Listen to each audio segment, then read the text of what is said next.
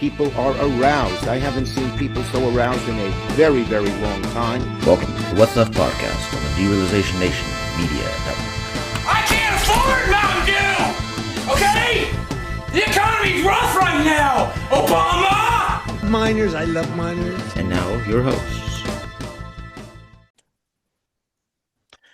Welcome, What's Left podcast. John here with Jake and Brad, the Punk Rock Garage Band podcast on the Derealization Nation Media Network. We are joined by Keira from Citizens Impeachment, which is a movement that we are very excited about. Both just the idea of an impeachment and also that there are people who are actually trying to do something about it. So without anything else from me, why don't you go ahead, Keira, and just let us know who you are and what made you get into this sort of activism. Yeah, absolutely. So my name is Keira Havens. I'm the executive director of Citizens Impeachment. And I am doing this because, as our colleague here notes, Dems are missing a spine. Congress is missing a spine.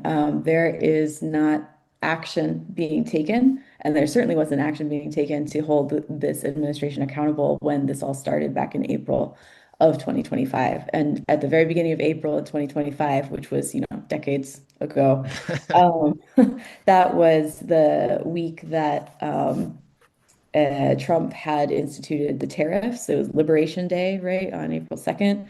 Doge was had been in full swing for about a month and a half. Elon had not yet decided that he was no longer going to be an unelected billionaire rummaging around in the guts of the government. So we were still seeing, the Tesla protests every single weekend. And now looking back at that from the vantage point of, the invasion of Minneapolis by ICE, it looks almost quaint, looks almost like a kinder, gentler time there. But for those of us that were paying attention right off the bat, right after inauguration, it was pretty obvious that Project 2025 was being implemented immediately and quickly, and there wasn't an opposition party to stop it. So that's where citizen impeachment came in. The House of Representatives work for us, the Senate works for us, and we decided to remind them of that. What it comes down to. Yeah, great. I mean, somebody needs to. Clearly, they've lost complete sight of like who the boss is.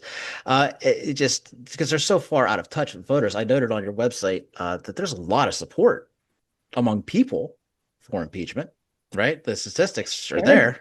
Like human beings that live in this world are actually fairly pro-impeachment when you get right down to it. In April 2025, when we started all of this, there was actually a poll. And even then, 84% of Democrats were pro-impeachment, right? 40 to 45% of independents, 20% of Republicans even were pro-impeachment almost a year ago, right? And since then, there have been polls showing support in rural and urban districts in like places with a very deep divide between those two types of voters, like Washington. And there was just a poll in swing districts. So the districts that Democrats are supposed to like care about winning, and a plurality of those voters also support impeachment because, again, these are real humans living in the actual world, and they're like, hey, this sucks. So that's what we're maybe a little bit out of step on, right? The actual people living through this think it's very bad. The folks responsible for opposing it and theoretically representing those people really kind of not so sure, it seems like. Yeah. Seems like it is taking a while for the effects to climb the ladder into the more affluent areas of our economy, which is, only about 40% is above paycheck to paycheck level. And then you have the 1% who's doing very, very, very, very well. And also, and I'll say just so I have not been a political activist. This is not like, if you look at my career, I was a scientist and, a comms person for a long time. So going to DC, my first time to do that was actually in November, on November 20th or so, for the Remove the Regime rally and all of that. And that's the first time I'd actually been in the congressional building. And you guys, it's real quiet in there. It is real insulated from the outside world in ways that I just did not realize how completely removed they were from from what we see every single day, even from like the news, right? Like there's no, it sounds silly to say, but there's no TV in the halls of Congress, right? It's just Mhm. real quiet and real peaceful. And that was a surprise to me to realize how disconnected it was. Yeah. Jake, go ahead. So, what are your steps in this organization? Like, how are we getting it up and running? Like, what are your steps to get more traction? Like, what's the move? Yeah, it's a good question. So at the very beginning, it came together because because we asked, or well, I was talking with a person who used to work in the Senate, and we were discussing the Senate's opposition because the Senate actually has a huge role to play in opposition politics. They were designed right back in the slaveholding days to have that type of power where a minority could say, "Hey, majority, you're running roughshod over us. Let me stop that in its tracks," right? One of the ways that they can do that is they can object to something called unanimous consent. So in the Senate, unanimous consent is how they bypass old rules that are just kind of inconvenient to deal with. And they do exactly what it sounds like. They ask everybody, is it okay if we skip it this time? And then if nobody objects, they skip that rule, right? Unanimous consent, just like what it says in the name. To object to that, all you have to do is raise your hand and say, I object. Any senator can do this at any time. You don't have to confer with anybody. The only result is that you don't get to skip the rules, so you have to follow the actual rules of your governing body. And this former Senate staffer was talking about this, and I was like, well, that can't be real. There must be a reason, right? These people are in office. There must be a reason they're not doing this because they talk a lot and they fundraise a lot about how bad this is, but they couldn't possibly just have this power, right? And I was wrong. They do. It's true. And when I started counting the number of times they're using unanimous consent, it was like 20 times a day. So by Damn. April, we had run into like 500 unanimous consents, enough to confirm. I think it's like as many nominees as both Trump won and Biden's term combined. And this is just in the congressional record, right? Like the senator from Oklahoma is in there being like, "Nice job, guys, you're going really fast. Yay." And so it's it was real it was real obvious at that point that like, well, those folks aren't going to slow their roll, right? Like I do not myself alone do not have the power to like bend a senator of the United States to my will. Um, and that's when the co-founder was like, well, we got to go for impeachment because House representatives are more sensitive to feedback, right? It's another direct action that we can do, and it's one that the citizens can have more of a role in. And so to kick that off, what we did was we got people from every district together, shared out a article of impeachment. There's a modified version of this on the website now. This is our tyranny article, right? And then we asked Congress a question all at the same time, and we said, we're going to tell everybody your answer. That's it. Those are the only two ingredients. A person from every single district, and we are going to put this on the internet for everyone to see. And 15 representatives got back to us within 2 days. And then one of those representatives actually took the draft that we had crafted, the citizens had crafted, and included it as part of their articles, part of their resolution that they brought to the floor 3 weeks later. So Congress can move fast. They can move fast when they want to, when they have an incentive to, when they're interested in doing it. Um, I really want to stress that because what's happening right now, like this lack of action, this spinelessness, that is a deliberate refusal to act. They have this power. Every single representative can put in an article of impeachment every single day. They can do one for every single illegal action. We've organized ours into three big buckets because we are a staff of volunteers, and honestly, they will fit into one of those buckets. It's either tyranny, treason, or obstruction of justice at this point, right? Obstruction of But justice related to the Epstein files, correct? yes, of course, right? They went ahead Mhm. and violated that law. And actually, if you just, I mean, we are not brilliant legal minds here, right? We were like, well, who else obstructed justice? Looks like Nixon did that. And so we just pulled up the Watergate articles of impeachment and held them up to what happened with Epstein, and they just map right onto each other. So we just updated those for Epstein, and included Pam Bondi for her role in facilitating that suppression and obstruction of justice. What I'm trying to say is that like we are doing this as citizens without a massive legal staff or the full weight of the US government behind us. So can Congress. What's holding them back is, adherence to leadership who really hates the idea of impeachment, and probably some reluctance to get in the way of corporate donors and kind of rock the boat with business as usual. But they absolutely can do more, and they should. They're just not without the pressure of citizens. And what we see today, right? The 100 representatives that have signed on to Renee Good's signed on to articles of impeachment for Kristi Noem in the wake of Renee Good's execution.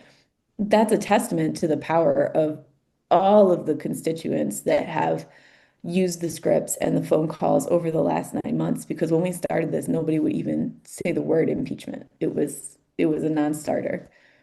It was it would send the Democrats into a frenzied rage. They were so mad about it. God, you must have gotten so many letters. I didn't get any letters, but what happened was a guy at Axios kept writing about how mad the Democrats were. Oh, And Schumer reads Axios. yeah, I'm pretty sure they're leaking the story, right? Hmm. And that conversation has gone from the frenzied rage claim, which is why I love it, Yes, that's great. to uh, you know, to now the Democrats are warming up to this idea. And it's been pretty funny to see the claim that like, oh man, there's this one rogue Democrat that just got a hair up their ass and decided to do articles of impeachment. Like, no, you guys, it's us, it's me. Like my name is on the website. You can see who is doing this. We do it every Monday, every single Monday. It's not confusing. And we're not going to stop. So I mean, you can keep complaining about it, I guess, but the quickest way to get it off your back is to actually do something here, you know? So it's been remarkable the level of dedication folks have had to not to to kind of like la la la in the public domain. But it can't stop, won't stop, man. Like what do we have to lose? Exactly. Brad, go ahead.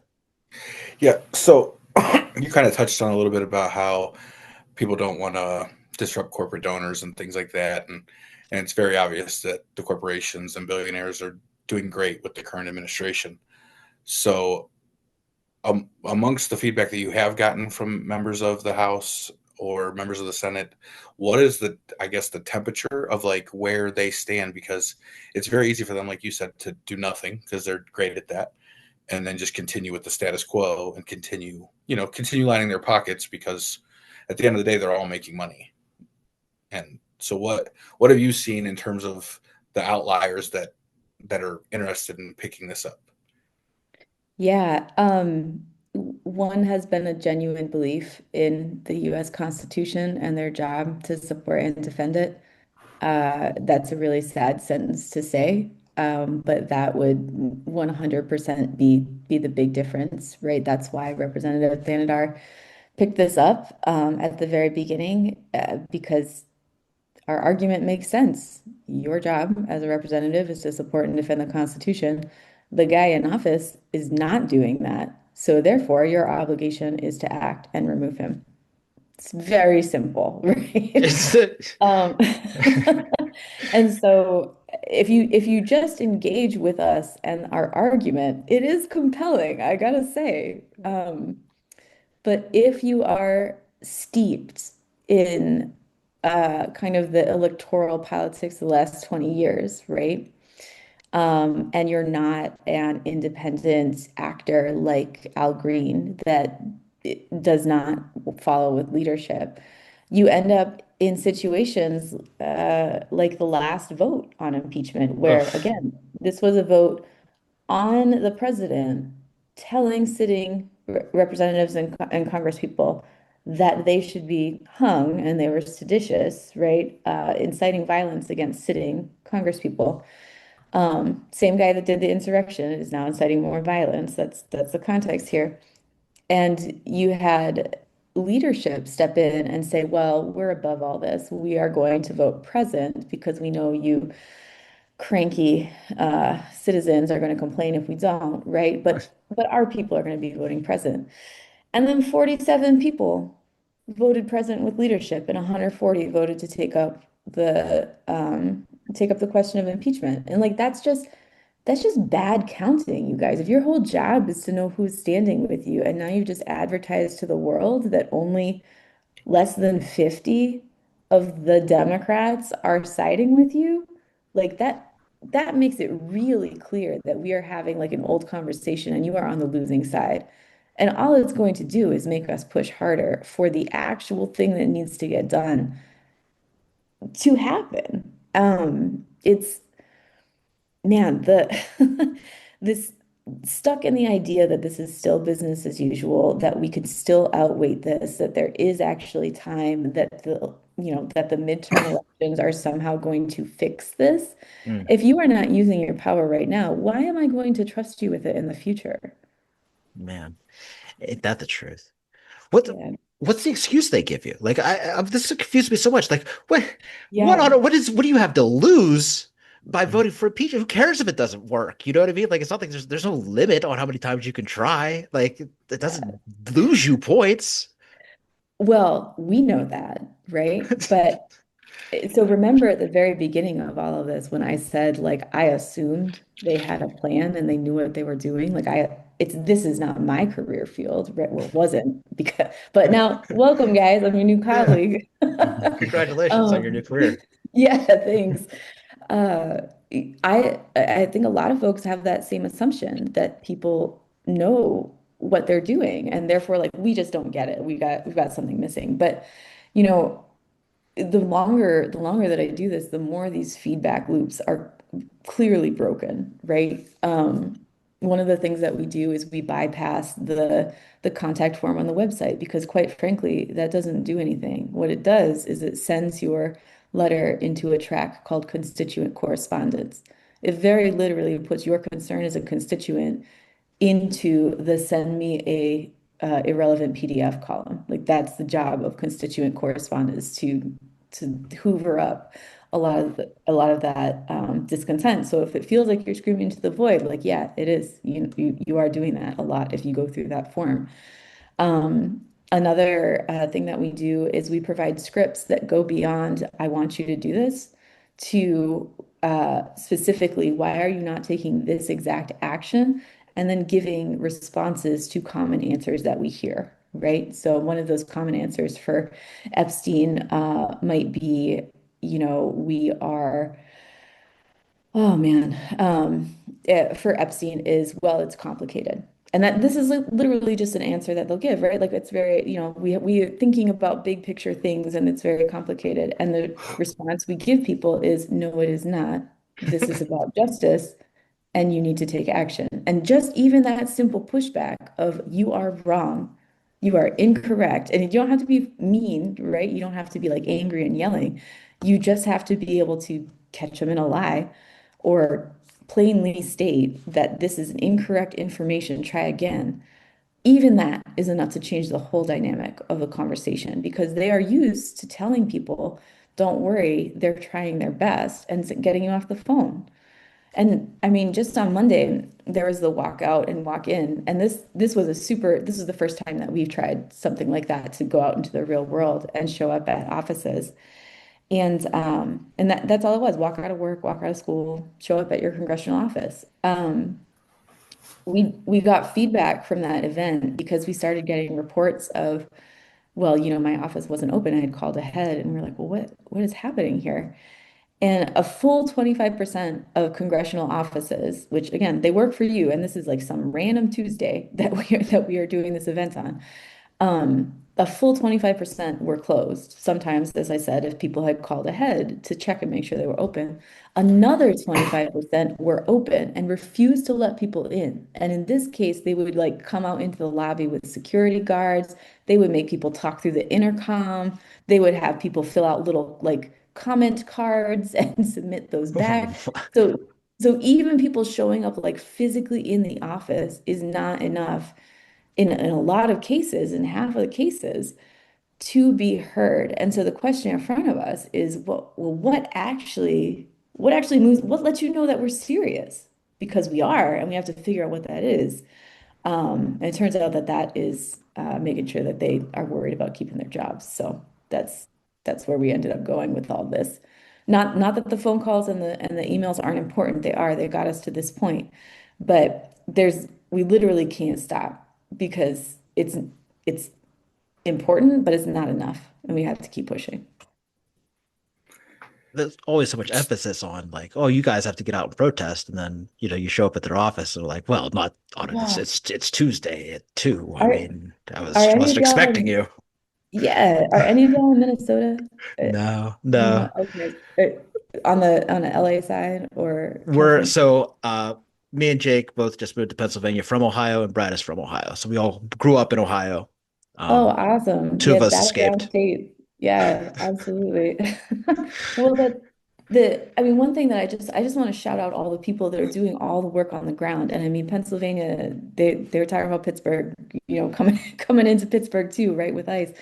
All of that essential like tactical organizing work is critical. It's so important for the work that's happening. And I really want to connect the dots that if Congress was actually doing their job, we would not have to be out in the streets like this. Like Mm. their literal job is to support and defend the Constitution of the United States of America. And and like we are out in the streets and we are learning how to push, right, the levers in such a way that we get to the point where they are willing to take action, as in the case of Kristi Noem. But even there, they're still taking half measures. I mentioned before that any representative can put articles of impeachment to the House floor and put it to a vote. This is because it's a privileged resolution. It's just a special power the House has. Only the House needs to be involved. They can go ahead and force a vote on impeachment for any government official at any time that they want, under what's called Rule 9. And instead, what this group did, what this group of 100 representatives did, was submit it to the judiciary. And the judiciary is a smaller subcommittee, which has the majority of Republicans. And it will just stay in that subcommittee, which is where all of the other articles of impeachment are until the Judiciary Committee votes on it. Hmm. So when I talk about like getting creative, this week what we did was we split our members into three groups: people with representatives that are on the Judiciary Committee, people with reps that are co-sponsors of the bill, and people with reps that did not co-sponsor the bill and are not on the judiciary. And and we had the first group email the judiciary and say, bring this to a vote, right? We had the second group say, pull this from the judiciary and bring it to a vote under Rule 9. Because I don't care how we get to the vote. The judiciary doesn't want to be undermined. That's fine, man. Do your job. Otherwise, I'm going to have people take it from you and take it to the floor, right? And then the third group, we asked them to support it and pull for a vote. But it's that combination of like knowing how the intricacies of this work, and I mean this is just like months of familiarity at this time, knowing how all these intricacies work well enough to say you are wrong, you can do more. That's the piece that we've really lost, that man, I want to bring back. I want to bring back the citizens know you can do more. You cannot tell us you are doing enough, because I'm so tired of hearing that. Yeah. We see you said it is Congress's job to uphold and defend the Constitution. And we see that essentially, I think, because, like you said, the reasons for impeachment are tyranny, treason, and obstruction of justice, like very clear things. So, at what point do the members that are opposed to this, are they almost complicit in what's continuing to take place, to where now they are also committing treason, tyranny, and obstruction of justice? That's kind of where I like if they're not willing to hold the president accountable, and they work for us, then we need to start holding them accountable Hmm. until we get people that will work for us. I mean, yes, absolutely, right. I do think that right now, I mean that time for me is right now or even like 6 months ago, right? It is not like these are secret crimes being done like in a hidey hole someplace that no one can see. Like they are just done on camera, reported out to media for the entire world to observe and comment on.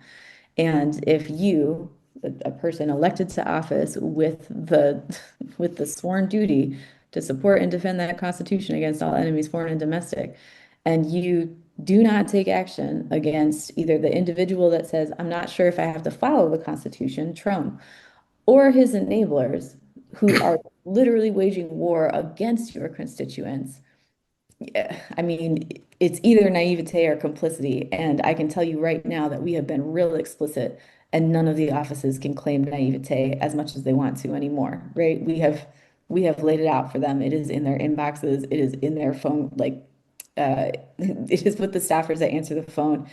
We are pushing as hard as we can to get this message across. Um, Holding the House and Senate accountable is a different beast because we can't impeach people the same way there. And so we've got to step into the primaries, right? And what we have to do is we have to look for folks who are willing to take action and really draw that comparison between the waffly sort of not want to take a stance of our current people in Congress and folks that have committed to take a very explicit stand and a very explicit course of action and just hold them up side by side. It's not a it whenever I talk about this stuff, it always feels like maybe there should be like a more complicated version of this, but it unfortunately there's not. It's just run somebody and take them seriously right from the start so that the incumbents have to respond to what they have to say. That's beautiful. Jake, you want to jump back in? Yeah, sure. So if we impeach Trump, he has these all these followers who are in the same cabinet who follow him blindly and uphold all of his values, all of his things just as much as he does. Like Mhm. as a person, like I was not into politics very much before all of this, and like Yeah. is it going to have a big enough effect to help clear the air, or like we're just gonna have to keep doing it until like we clean out the whole thing? You know what I mean? Like, Oh yeah. No, I hear you. So let me just start by saying like all these people are cowards, right? Like let's take a look at Epstein and let's take a look at that discharge petition and the whole course of action there. We had four people with courage, and by that what I'm saying is four people who were willing to buck the party line and leadership to cross over to the obvious right choice of release the Epstein files, right? This is, in my opinion, not a partisan thing. Nobody wants pedophiles in office. That is disqualifying, right? And so those four people that decided to take that action, what they ended up doing, again, simply by forcing a vote on an impossible thing that was never going to happen, right? And working for the 2 months to hold that resolve, what happened in the vote? Everybody came over because nobody wanted to be that holdout, right? So the second the winds start shifting, they will move too. And that's what we're trying to do. We're trying to make that wind shift. And as far as all of the followers and everything, like, yeah, yes, we at least have like the spite and the fortitude to go through every single one of them. And you know what? Throw the Supreme Court on there too. When we are, that is Hmm. another group that can be impeached. It is a matter of training Congress to reassert itself. There's another article just a couple days ago, maybe a week ago, about Congress deciding whether or not it should reassert itself. I think it was in the New York Times actually, but I mean, like those words literally deciding whether or not it should reassert itself and use its power. Um, but as soon as that discharge petition came through, just the next month there was the ACA vote, right? And we saw 9 Republican representatives come over to make that happen. And again, that was because of public pressure. That's not something that we personally are fighting, but that was a real deal result of civic pressure for that specific issue.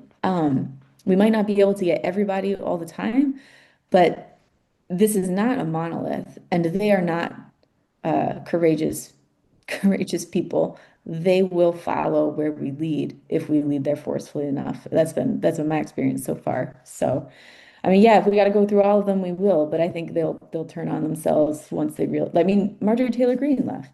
She was like, I don't want to deal with this guy's impeachment. And like, okay, great, that's a win for us too, right? Get on out. Let's get somebody new in there. Make it too hard for them to like keep grifting the way they do, you know? It's make it inconvenient. That's the whole game. Yeah, I try. I know you said you can't like shut down an individual senator, but like I give it my all to Chuck's. Well, I guess it's probably Chuck Schumer's poor, social media team that gets most of the most of the flack.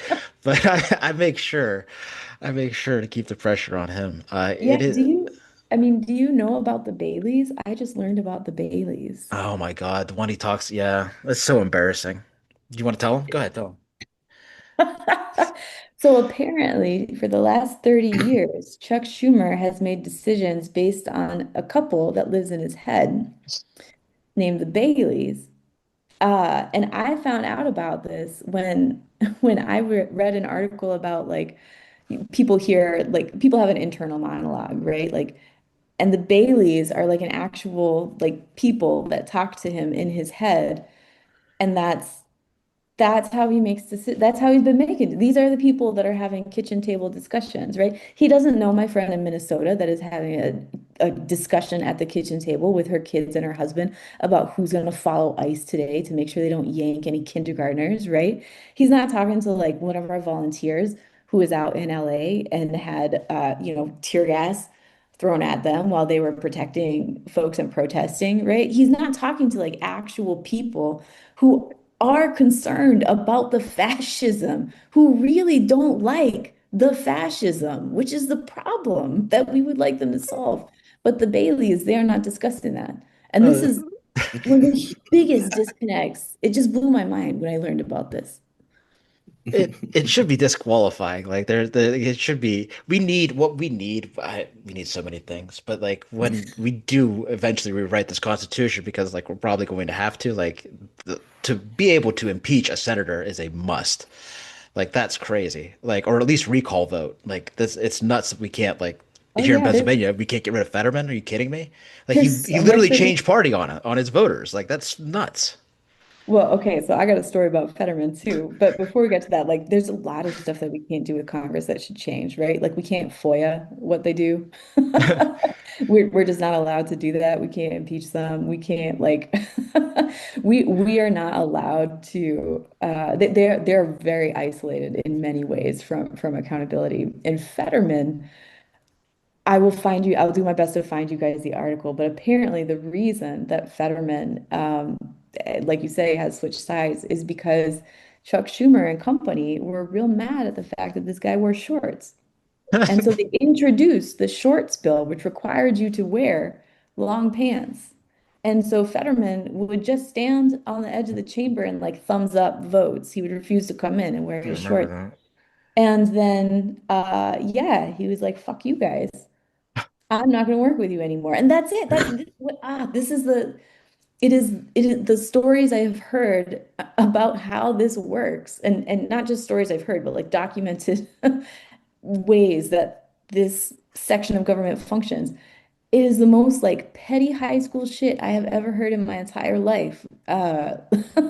And like, all right, man, if you guys need a bully, we can do that, I guess. I just didn't know we had to. Uh, Yeah. Yeah. Let's do that. Join us. It's a good time. Absolutely. We're gonna link to everything in the show notes. I just it's hard to believe that fascism is here because of shorts and a made up conservative couple that lives on Long Island. It's but not really, obviously, because they're not real. Um, we got just a minute left, but I want give you this time to shout out to the listeners, watchers, viewers, what it is that you think is most important for them to hear. Yeah, you guys have the power. Like, you are actually a hugely powerful voice. We could not get meetings with representatives until we asked you guys to get the meeting. And they tried to blow you off too, but then we could come in and say, "Oh, I'm sorry, you misunderstood. They're part of our group." And we are now 11,000 people strong in every single district in the US. Why don't we sit down and have a conversation? So back us up, we'll back you up. And that's how we're going to get it done. And I just want to shout out to just to the name trans rights or human rights. I'm really glad that that's up here all the time. That is the marginalized group that is, the pointy end. That's where it's all coming down because it's a testing ground, right? They're looking to see who is disposable and who's not going to have people come fight for them. So yeah, shout that out, shout out our vulnerable neighbors everywhere you can, and think of impeachment as an add-on, right? We make it as easy as possible for people to jump onto that bandwagon, but we don't want it to take away from anything that you're doing. It's protect your neighbors every way you need to, and then also come work with us. And every Monday we'll help you harass your representative into doing the right thing because that's where we're at right now. Got to be louder than the Baileys. Thanks for being here, Keira. Yep. Thank you so much, guys. No problem. Until next time, I'm John. I'm Jake. And I'm Brad. And that's what's left. We must demand that our representatives represent us.